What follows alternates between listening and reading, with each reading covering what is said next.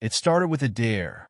6 teenagers from the remote town of Pinevale had ventured into the woods one summer evening, chasing after legends of glowing lights seen near the old quarry.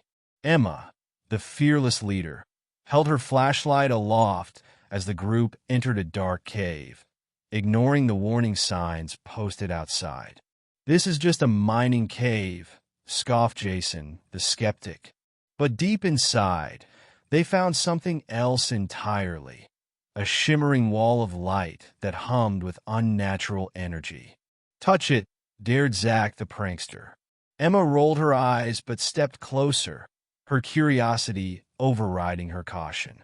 As her fingers grazed the surface, the barrier flared to life, pulling all 6 of them inside. When they awoke, the world outside the cave was gone.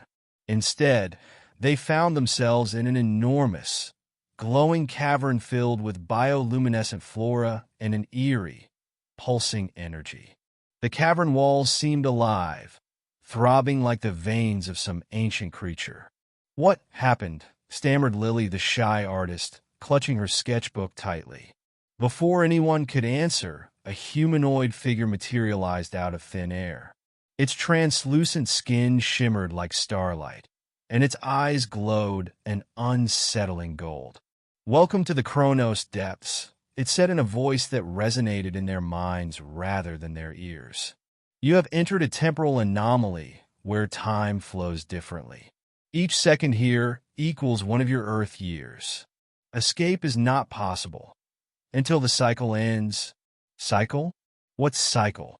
Emma demanded, her voice trembling despite her brave front. 6,400 Earth years, the entity replied flatly. Then it vanished, leaving them alone. At first, the teens panicked. Jason and Emma argued about who was to blame.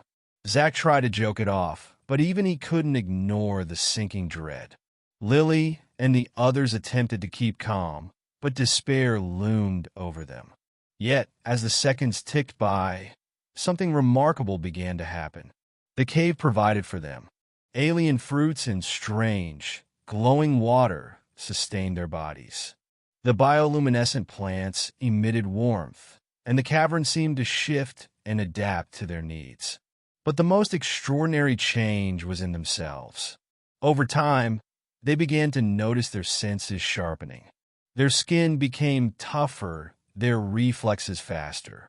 Emma, the first to test her newfound strength, leaped 20 feet into the air without effort. "The cave is changing us," Lily whispered, her eyes wide with awe as she sketched a glowing, 6-winged moth that hovered nearby. "It's adapting us," Jason corrected, "preparing us for something." Decades or seconds passed. The teens grew wiser and stronger. Zach discovered how to manipulate the energy fields in the cave, creating barriers and tools. Lily found she could communicate with the cave's strange ecosystem through her art. Emma honed her leadership, guiding the group through moments of despair. Yet the alien entity's words haunted them. What lay at the end of the 6,400-year cycle? When the final second ticked away, the cavern rumbled. The glowing walls dimmed, and a massive door, seamlessly blended into the stone, slid open. The teens, now immortal in body and mind, though still outwardly human, stepped out into a world unrecognizable. Towering crystalline spires replaced the forests they once knew. Machines flew overhead, piloted by beings that were part human, part machine. Strange symbols flashed in the sky, broadcasting messages they could only partially understand. 6,400 years, Jason whispered, his voice laced with wonder and fear. "We're in the far future." A drone-like machine descended, scanning them with a beam of light. Its robotic voice chirped. "Chronos survivors detected. Welcome back to Earth. Humanity awaits your guidance." "Guidance?" Emma said, frowning. The drone projected an image into the air. A war-torn Earth. Alien invasions.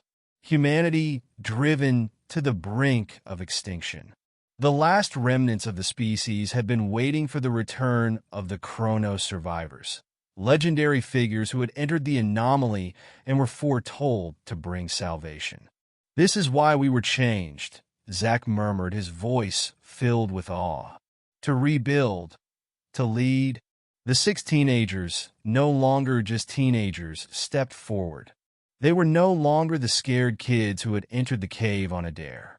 They were something more, the evolved hope of humanity, ready to face the challenges of an alien future.